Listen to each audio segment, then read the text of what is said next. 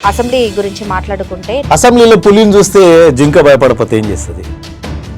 కవిత గురించి దేశంలోనే రాష్ట్రంలోనే నీకు లిక్కర్ రాణి అనే పేరు అయితే ఉంది.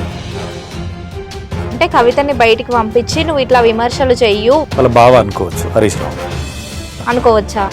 వాళ్ళు సైన్యం ఏమంటున్నారు, వాళ్ళ కార్యకర్తలు కానీ ఏమంటున్నారు అంటే ముఖ్యమంత్రి గారు అంటున్నారు. 100% కేసీఆర్ గారు అసెంబ్లీకి వచ్చి 2 minutes ఉండి వెళ్ళిపోయారు. పంప్ హౌజులు ఎన్నెన్ని ఉన్నావో ప్రతి దాంట్లో అవినీతి జరిగింది కాబట్టి ఇవల్ల బయట పెడతారనే భయంతో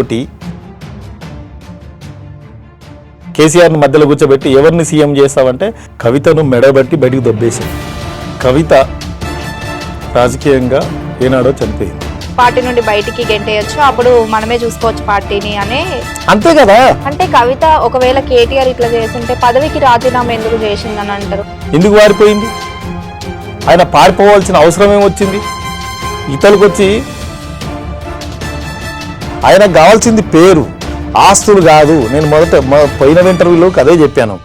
పోరాటాలు చేసినటువంటి తెలంగాణ కాబట్టి అట్లాంటి పోరాటాలు చేసిన చైతన్యం ఉన్నటువంటి ప్రజలు కాబట్టి ఏ రోజు ఏదైనా కొంతకాలం మాత్రమే ఉంటుంది. ఆ కాలం అనేది వాళ్ళది చెల్లిపోయింది.